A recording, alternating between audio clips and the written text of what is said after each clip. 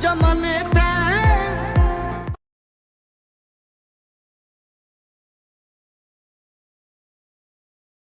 Okay.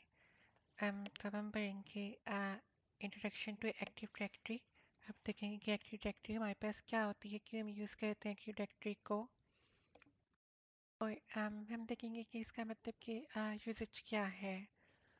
अब यूँ समझ लो कि जो एक्टिव डायरेक्टरी है ना, वो एक पूरे कंप्यूटर के नेटवर्क का ब्रेन है। ओके। एक पूरा कंप्यूटर है, उसके जो नेटवर्क का ब्रेन है वो एक्टिव डायरेक्टरी है।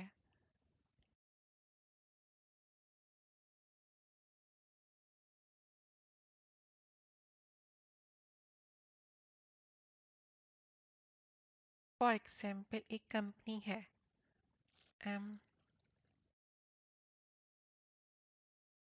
This is a big company. इस कंपनी के अंदर बहुत सारे यूजर्स हैं, ये सारे यूजर्स हैं। ओके।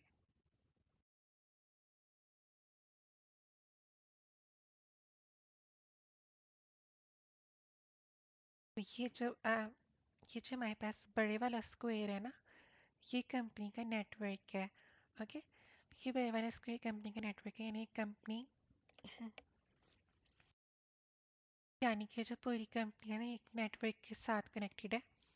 और ये कंपनी चाहती है कि सारे कंप्यूटर्स आपस में कनेक्टेड रहें, कंपनी के नेटवर्क के अंदर ही काम करते रहें। और कंपनी चाहती है कि कौन सा कंप्यूटर को कौन सी परमिशन देनी है। मतलब कंपनी ने ये सारे कंप्यूटर हैं छोटे छोटे, और ये बड़ा एक नेटवर्क है, और ये सारे कंप्यूटर यूजर्स के पास हैं। कोई कंप्यूटर किस यूजर के पास है, कोई कंप्यूटर किस यूजर के पास है। कोई कहीं पे कोई प्रिंटर पड़े हुए हैं, ये प्रिंटर पड़े हुए हैं फॉर एग्जांपल कहीं कहीं पे। कंपनी चाहती है कि कौन से यूजर को कौन सी परमिशन देनी है, कि कौन सा यूजर लॉगिन कर सकता है, कौन सा यूजर कौन सा प्रिंटर यूज कर सकता है, कौन सा यूजर कौन सा राउटर यूज कर सकता है। इस पूरी नेटवर्क के अंदर जितनी भी परमिशंस हैं, जितना भी सब कुछ है, वो सब कुछ कंपनी के पास अब एक ऑप्शन है। कंपनी हर कंप्यूटर पे जाए, हर कंप्यूटर पे अलग अलग सेटिंग करे। अब ये तो बहुत ही हेक्टिक प्रोसेस होगा, और ये कंपनी नहीं कर सकती है कंप्यूटर पे। फॉर एग्जांपल इस यूज़र को कंपनी फायर कर देती है, कुछ अर्से के बाद निकाल देती है कंपनी से, और वो यूज़र अपना ये लैपटॉप साथ ले जाता है, और कल को वो यूज़र अपने घर में बैठ के कंपनी को एक्सेस कर रहा है बैठ के पूरा। वो तो सही नहीं है कंपनी के लिए। तो कंपनी क्या करती है कि एक्टिव डायरेक्टरी बना देती है, यानी ये एक एक्टिव डायरेक्टरी है पूरी। और एक्टिव डायरेक्टरी एक तरह का ब्रेन है, brain of the network of computer. Active directory कैसे बनती है? एक्टिव डायरेक्टरी इस तरह से बनती है कि एक्टिव डायरेक्टरी बनाने के लिए आपके पास विंडोज सर्वर होना चाहिए। This is a Windows server. Okay. और विंडोज सर्वर के थ्रू एक्टिव डायरेक्टरी बनाई जाती है। अब विंडोज सर्वर आप इंस्टॉल करोगे, विंडोज सर्वर की दिखता इसी तरह का ही है जैसे ये विंडोज़ है नॉर्मल, उसी तरह का ही दिखता है। बट उसके अंदर कुछ ऑप्शंस होते हैं एक्टिव डायरेक्टरी के, और फीचर्स होते हैं एक्टिव डायरेक्टरी के जो नॉर्मल विंडोज़ के अंदर नहीं होते। वो एक तरह का सर्वर होता है सारे नेटवर्क के ऊपर मौजूद हर ऑब्जेक्ट को कंट्रोल करने के लिए। अब ये एक एक्टिव डायरेक्टरी है एक नेटवर्क के ऊपर, एक कंपनी के, उस नेटवर्क के अंदर बहुत सारे कंप्यूटर हैं, प्रिंटर है, बहुत सारे ग्रुप्स हैं, ग्रुप ऑफ यूजर्स, और बहुत सारी रिसोर्सेज हैं, बहुत सारी फाइल्स हैं। ये सारी जो चीज़ें हैं इनको हम क्या कहते हैं एक्टिव डायरेक्टरी के अंदर, ये सारी चीज़ों को कहते हैं ऑब्जेक्ट्स। इन सारी चीज़ों को हम क्या बोलते हैं? इनको हम बोलते हैं ऑब्जेक्ट्स। ओके। तो ये जो सारे ऑब्जेक्ट्स हैं एक्टिव डायरेक्टरी के अंदर, नेटवर्क के अंदर जितनी भी चीज़ें हैं उनको हम ऑब्जेक्ट्स बोलते हैं। अब एक्टिव डायरेक्टरी खुद क्या है? एक्टिव डायरेक्टरी एक सेंट्रलाइज्ड डेटाबेस है। एक एक सेंट्रलाइज्ड डेटाबेस है जो स्टोर करती है information about every object. Every object में क्या मैंने आपको बोला, यूजर्स भी आ जाते हैं, सारी डिवाइसेस भी आ जाती हैं, फाइल्स भी आ जाती हैं, रिसोर्सेज भी आ जाती हैं, ग्रुप्स भी आ जाते हैं, ग्रुप ऑफ यूजर्स। इस सब को हम बोलते हैं, इन सब का जो डाटा है वो एक सेंट्रलाइज डेटाबेस में जा रहा है। इन सारे यूजर्स का डाटा, सारे ऑब्जेक्ट्स का डाटा, सारी डिवाइसेस का डाटा, क्योंकि ये सारे ऑब्जेक्ट्स हैं, वो एक ही सेंट्रलाइज डेटाबेस में जा रहा है। इसको बोलते हैं हम एक्टिव डायरेक्टरी। अब देखो, एक्टिव डायरेक्टरी किस तरह से बनती है, ये तो हमने देख लिया किस तरह से बनती है। जितनी भी एप्लीकेशंस हैं, ऐप्स हैं उस नेटवर्क के ऊपर, जितने भी प्रिंटर्स हैं, रिसोर्सेज हैं, अकाउंट्स हैं, यूजर्स हैं, ग्रुप्स हैं, वो सारे ऑब्जेक्ट्स हैं। Objects are the building blocks of active directory.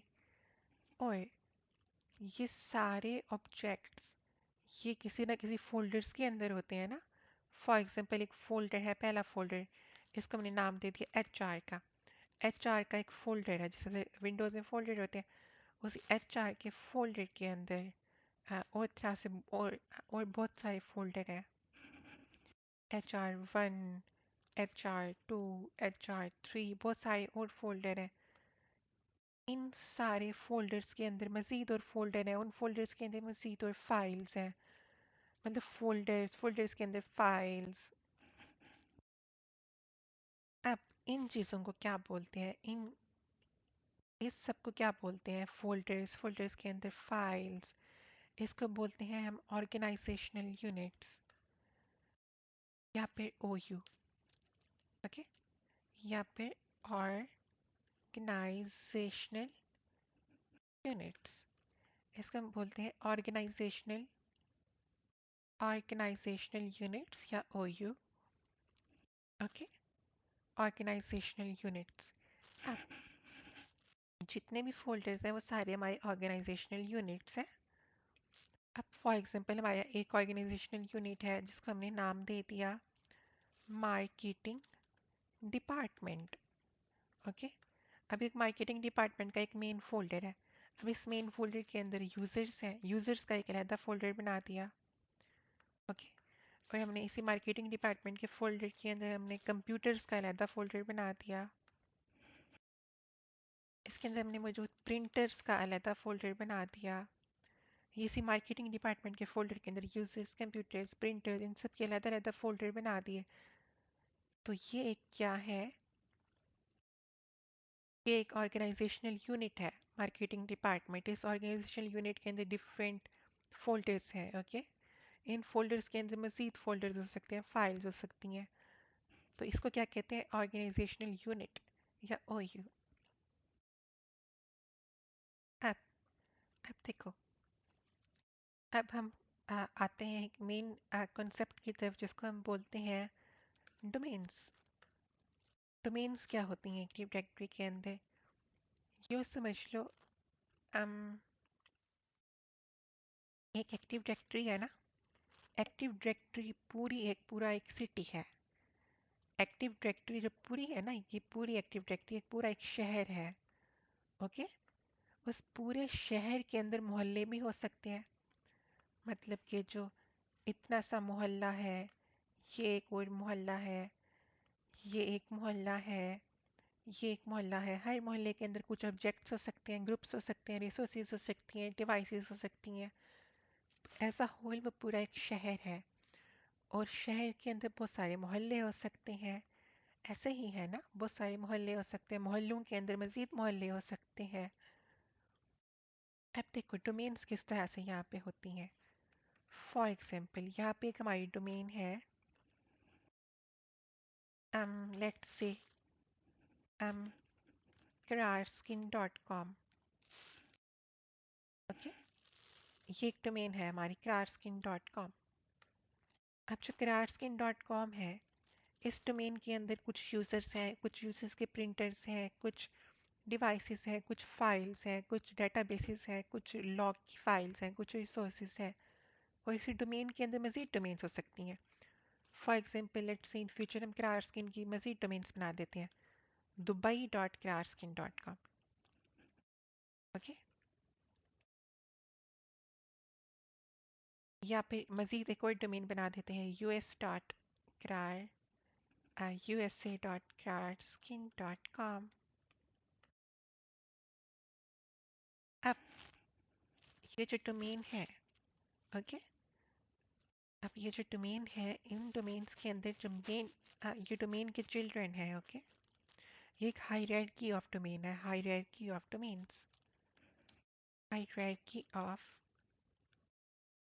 Domains, okay. अब ये हायरार्की ऑफ डोमेन्स के अंदर जो पेरेंट डोमेन है वो सेम ही रहेगी, craftskin.com। यहाँ पे मैंने एम नहीं लिखा, को लिख दिया है, बट दिस इज कॉम। ये पेरेंट डोमेन है, उसके अंदर उसके चिल्ड्रन डोमेन्स हैं, dubai.craftskin.com, usa.craftskin.com, ओके। हर हर डोमेन के अंदर आ, हर डोमेन एक तरह का एक मोहल्ला है। हर डोमेन के अंदर से कुछ यूजेस होंगे, कुछ और चीज़ें होंगी, कुछ और चीज़ें होंगी। अब जितने भी डोमेन्स हैं, चाहे ये वाली डोमेन है, चाहे ये वाली डोमेन है, अब यहाँ पे कोई डोमेन भी हो सकती है, मतलब ज़रूरी नहीं कि सिर्फ एक ही पेरेंट डोमेन हो, मल्टीपल पेरेंट डोमेन भी हो सकती हैं, ओके। यहाँ पे कोई डोमेन भी ये हो गई, ओके। यहाँ पे एक और मोहल्ला बना दिया इतना छोटा सा, ये जो मोहल्ला है ये मोहल्ला है, यहाँ पे एक और मोहल्ला बना दिया छोटा सा, ये मोहल्ला भी है। इस मोहल्ले के अंदर मजीद इसके चिल्ड्रन डोमेन्स हैं, बहुत सारी डोमेन्स हैं। अब एवरी डोमेन, चाहे ये डोमेन है, चाहे ये डोमेन है, चाहे ये डोमेन है, चाहे ये डोमेन है, चाहे ये डोमेन है, every domain has a domain controller. Every domain has a domain controller. Okay? अब जो domain controller है, domain controller क्या है? Domain controller is a server which manages the domain. वो सर्वर जो उस डोमेन को कंट्रोल करता है उसको डोमेन कंट्रोलर बोलते हैं। The server which controls the domain is known as domain controller.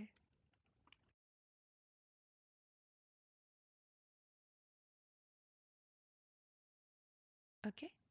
तो अब यहाँ पे डोमेन कंट्रोलर किस तरह से वर्क करता है वो आपको समझ आ गई, डोमेन कंट्रोलर किस तरह से वर्क करता है, ओके। अब domain controller, basically domain controller एक सर्वर है जो उस डोमेन को मैनेज कर रहा है।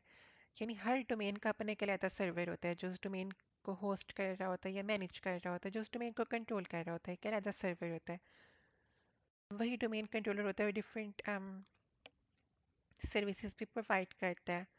अब हम आगे देखेंगे। हर अम, हर डोमेन कंट्रोलर और हर डोमेन के ऊपर डिफरेंट परमिशंस होती हैं। फॉर एग्जांपल ये वाली जो डोमेन है craftskin.com, इसके यूज़र्स इधर नहीं घुस सकते, इसके यूज़र्स इधर नहीं घुस सकते।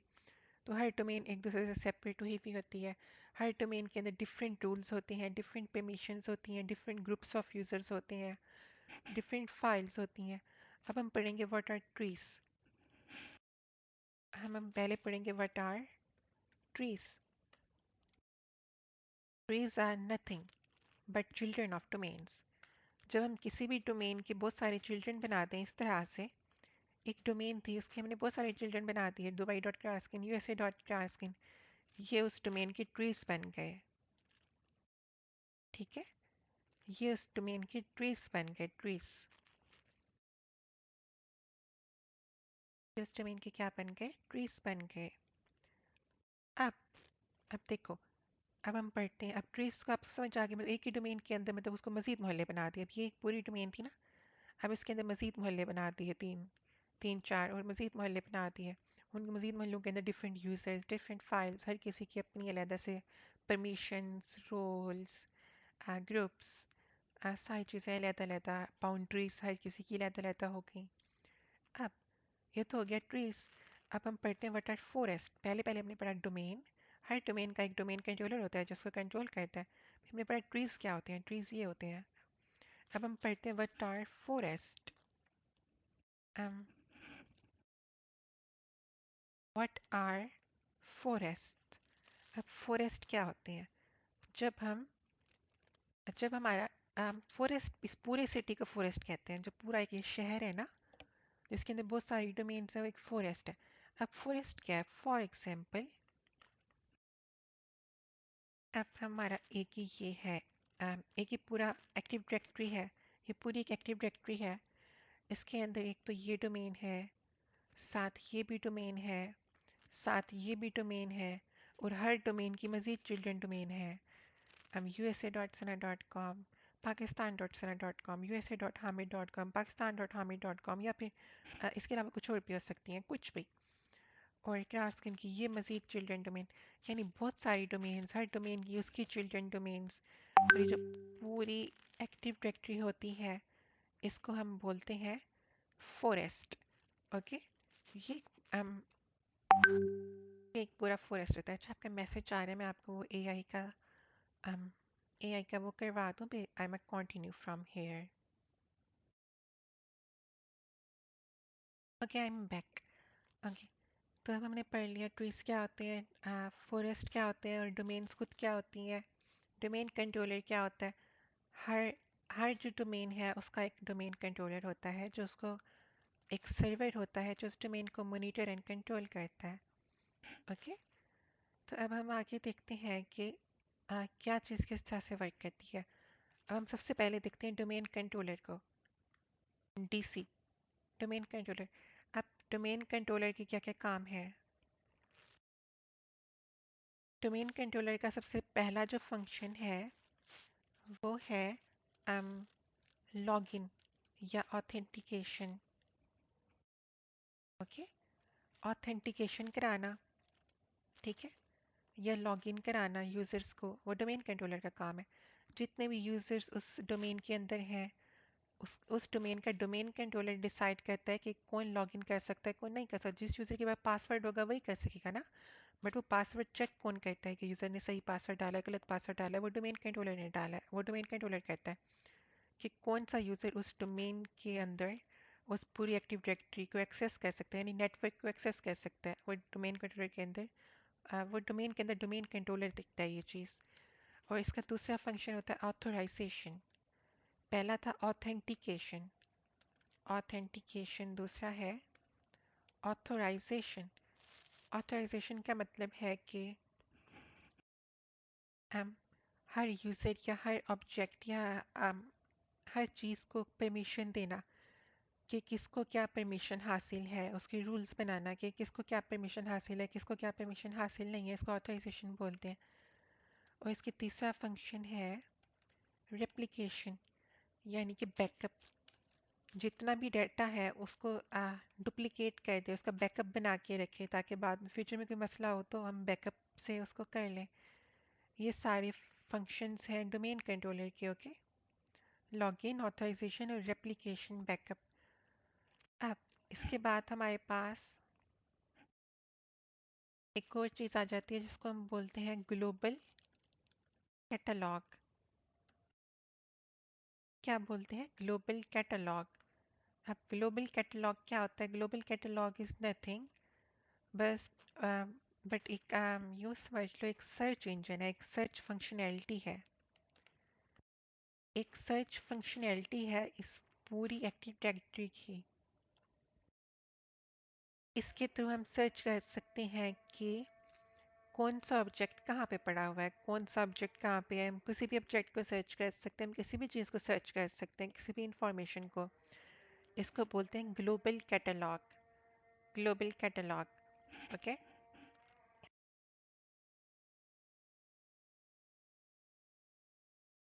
अब इसके अलावा हमारे पास आ जाती हैं पॉलिसीज़ एंड मैनेजमेंट्स। ये आ जाती हैं पॉलिसीज़ एंड मैनेजमेंट्स। अब हम कुछ यूज़र हैं, फॉर एग्जांपल 10 यूज़र्स हैं यहाँ पे इस डोमेन के अंदर। हम उन 10 यूज़र्स का ना एक ही के 10 यूज़र्स हैं यहाँ पे, उनका एक ही ग्रुप बना दें। ओके, हम एक ही ग्रुप बना दें उन 10 यूज़र्स का, और उन 10 के 10 यूज़र्स को हम एक ही पासवर्ड दे देंगे। तुम 10 लोग एक ही पासवर्ड से लॉगिन करो, और तुम 10 लोग जो है ना इस प्रिंटर को एक्सेस कर सकते हो, और कोई एक्सेस नहीं कर सकता, सिर्फ तुम 10 लोग इस प्रिंटर को एक्सेस कर सकते हो। ये हमने एक क्या बना दिया, एक पॉलिसी बना दी कि ओनली तुम लोग इस प्रिंटर को एक्सेस कर सकते हो और कोई नहीं कर सकता। ये प्रिंटर सिर्फ तुम 10 लोगों के लिए है। ये एक पॉलिसी है। और हम अच्छा ये इंटरेस्टिंग काम भी कर सकते हैं। एक ग्रुप बनाते हैं, या ग्रुप ना बनाए, हम कहें कि ये जो ये वाली डोमेन है ना, ये वाली पूरी डोमेन, इस पूरी डोमेन के अंदर जितने भी कंप्यूटर्स हैं, उन सब कंप्यूटर के ऊपर जो वॉलपेपर है सब कंप्यूटर का, वो हम सेम लगाते हैं एक्टिव डायरेक्टरी के थ्रू। ये भी हम कर सकते हैं, और वो यूजर उस वॉलपेपर को चेंज भी ना कर सके। ओके, ये सारा कुछ हमारे पास आ जाता है पॉलिसीज एंड मैनेजमेंट्स के अंदर। अब हम अपना देखते हैं।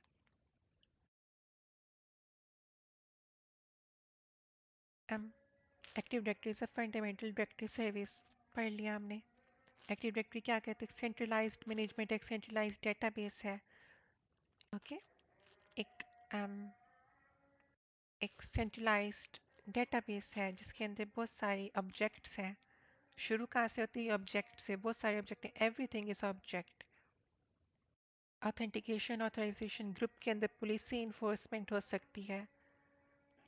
एवरीथिंग इज ऑब्जेक्ट, डोमेन्स बनती हैं, फॉरेस्ट बनते हैं, ऑर्गेनाइजेशनल यूनिट। हर फोल्डर को, जितने भी फोल्डर्स हैं उसको क्या कहते हैं? ऑर्गेनाइजेशनल यूनिट कहते हैं।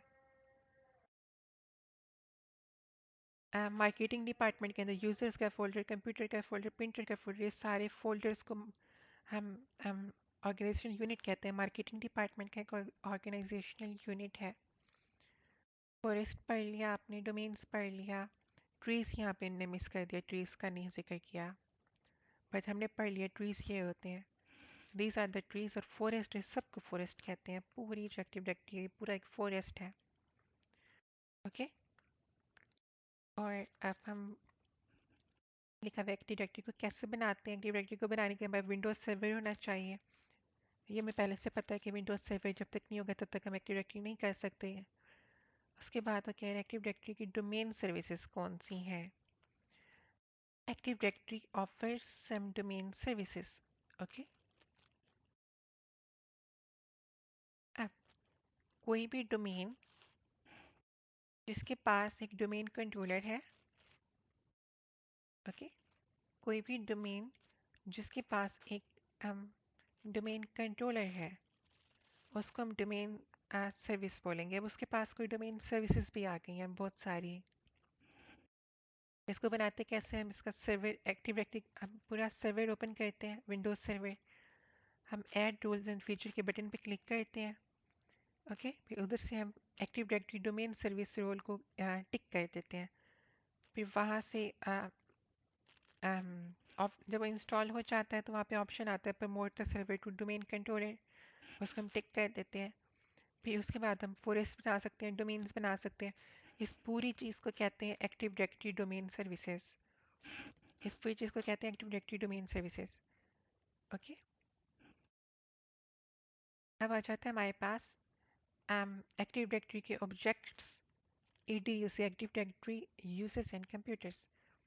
एक टूल है जिसके थ्रू हम एक्टिव डायरेक्टरी की ऑब्जेक्ट्स को मैनेज कर सकते हैं।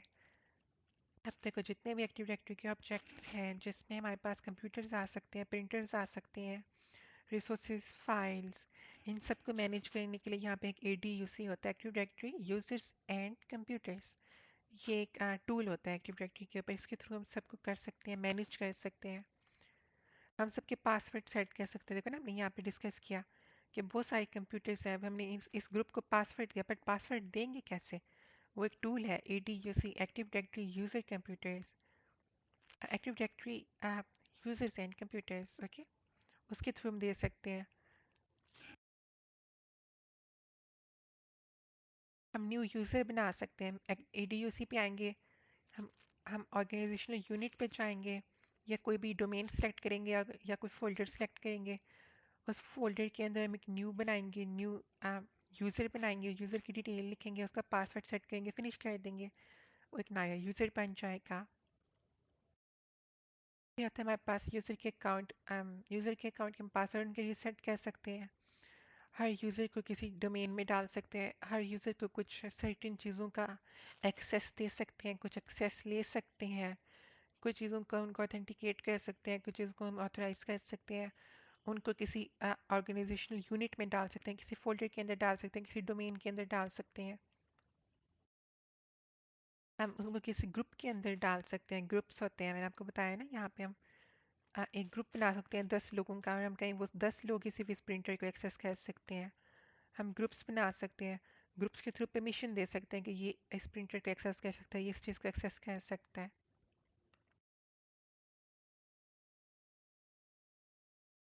हम हम ग्रुप की सिक्योरिटी बढ़ा सकते हैं। ओके, हम कह सकते हैं जो ये वाला ग्रुप है बस वो इस चीज़ को एक्सेस कर सकता है, ये वाला ग्रुप इस चीज़ को एक्सेस कर सकता है, ये वाला जो ग्रुप है वो इस ईमेल की सर्विसेज को, इस ईमेल के सर्वर को एक्सेस कर सकता है। Primary for email distribution list.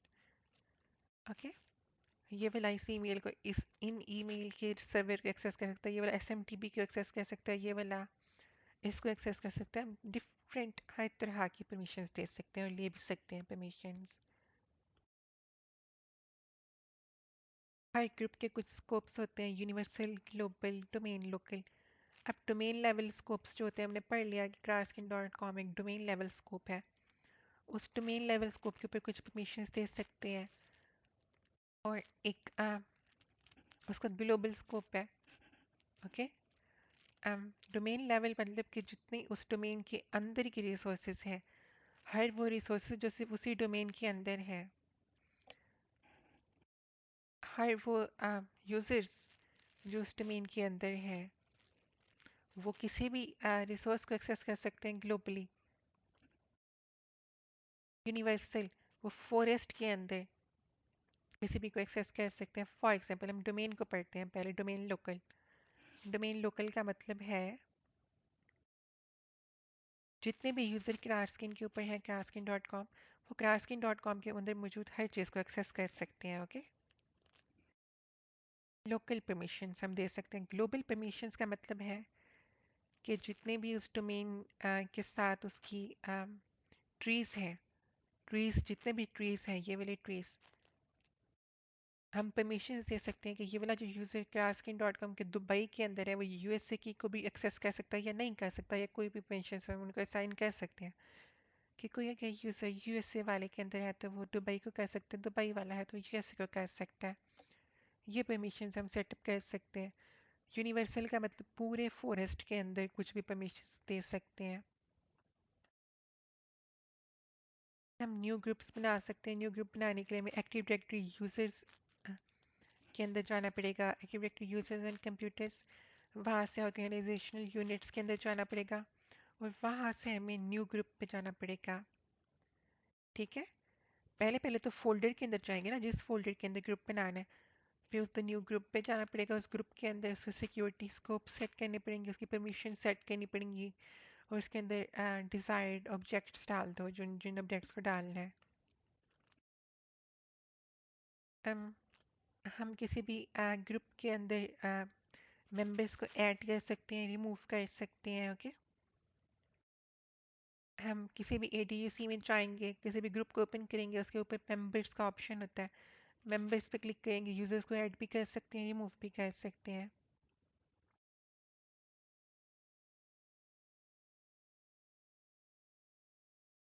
ये भी वही कहानी है, किसी भी ग्रुप को कुछ भी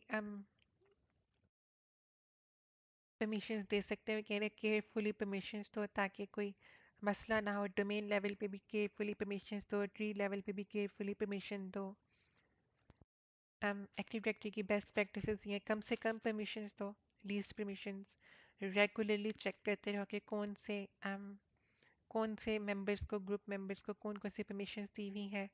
नेम्स सही तरह से दो, डोमेन का नेम, उसकी ट्रीज का नेम, फॉरेस्ट का नेम सही तरह से। तो डॉक्यूमेंटेशन करते रहो साथ के साथ। डॉक्यूमेंटेशन का मतलब आपने क्या क्या काम कर रहे हो, मेंटेन रखो सारे रिकॉर्ड्स अलहदा से लिख लिख के। किसी भी यूज़र अकाउंट को अगर आपने डिसेबल करना है, तो अगर किसी को भी डिलीट करना है तो पहले उनको डिसेबल करो, फिर एक ऑप्शन लगाओ कि वो कुछ अर्से के लिए रिटेंशन पीरियड पे चला जाए, डिसेबल हो जाए।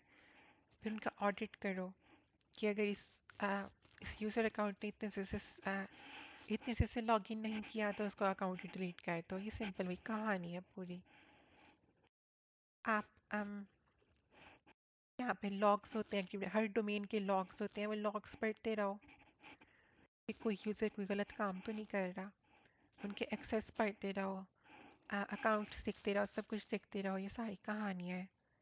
एक सेंट्रलाइज्ड मैनेजमेंट है, स्टे विजिलेंट, सिंप्लीफाई परमिशंस। जो मेजर चीज़ आपने पढ़नी है वो यही पढ़नी है। जो पूरी ये जो कॉन्सेप्ट है ना, इसको अच्छे से देख लेना, ये आपकी पूरी एक्टिव डायरेक्टरी हो गई।